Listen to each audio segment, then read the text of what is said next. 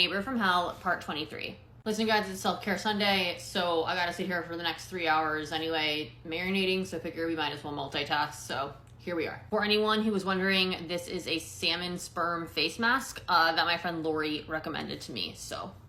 Okay, but back to the story. We are now in April/May of 2024. And for those of you who are not from California, this time of year, April and May, is what we refer to as a festival season. And that's just because of like all of the music festivals that are going on. So we have Coachella, there's Stagecoach, there's like a bunch of other things. So Fred is trying to work as many of these festivals as he can bartending. I'm pretty sure he worked Coachella weekend 1, Coachella weekend 2, and then Stagecoach. And then at the end of May, he's asked to bartend at Bottle Rock, which is a music festival up in Northern California in like the Napa area. So Fred gets a ride with a friend of his to Bottle Rock up in Napa. He's there the whole weekend and he has arranged for neighbor Ashley. Remember how I told you about neighbor Ashley? Neighbor Ashley has agreed to watch Stella Friday, Saturday, and Sunday. The only problem was that neighbor Ashley had some place to be Sunday evening, so she was gonna drop Stella off at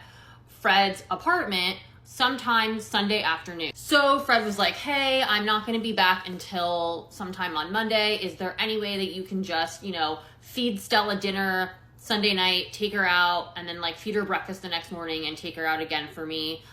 Because I don't really have anybody else to watch her that Sunday, and neighbor Ashley can only watch her for like the couple days that I just told you guys. And I'm like, yeah, sure, no problem. Side note, but I also just want to point out that every single weekend when he was going to these festivals, he was asking me to take out his dog, feed his dog, walk his dog, etc. Which of course I did to be nice, but like, it was just a lot. So Bottle Rock happened to coincide with Memorial Day weekend, but I was like, I think I should be in town. I don't have any plans as of right now. So again, I'll help you out. So keep in mind, he's supposed to be back sometime on Monday. And Monday evening, I get a text from him saying, hey, I'm stranded in Napa.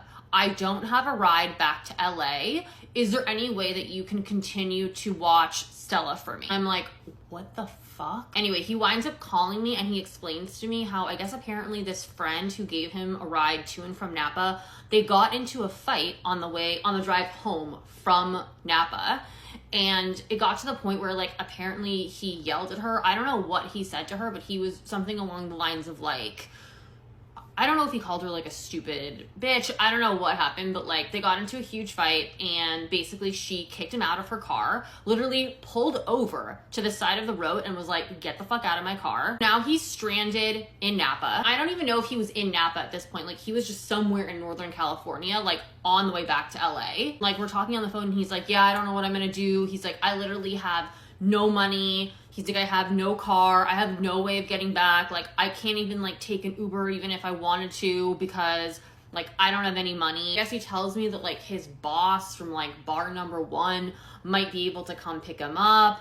And if not, like she might be able to like rent a car for him so like he can get back. I'm just like, Fred, why would you like cuss someone out and get into a fight with somebody that's giving you a ride back to Los Angeles? He just doesn't think about how his actions have consequences. I'm like, okay, sure. Like, of course I'll watch Stella. Like, what am I gonna do? Like, leave her in the apartment and like let her starve and like have nowhere to like, go to the bathroom or whatever? Like, no, I'm not like a terrible human. Like, of course I'll help you out. And I'm like, when do you think you're gonna be back? And he's like, hopefully, if not tonight, then like tomorrow. He was supposed to be back, like I said, Monday, like sometime on Monday, I think like Monday evening. He winds up getting back Tuesday evening, like Tuesday night, which yes, I realized it was only like an extra 24 hours that I needed to take care of her. And that wasn't the big deal. The big deal was that he did not even for a split second, think about how getting in a fight with this person that was giving him a ride home would,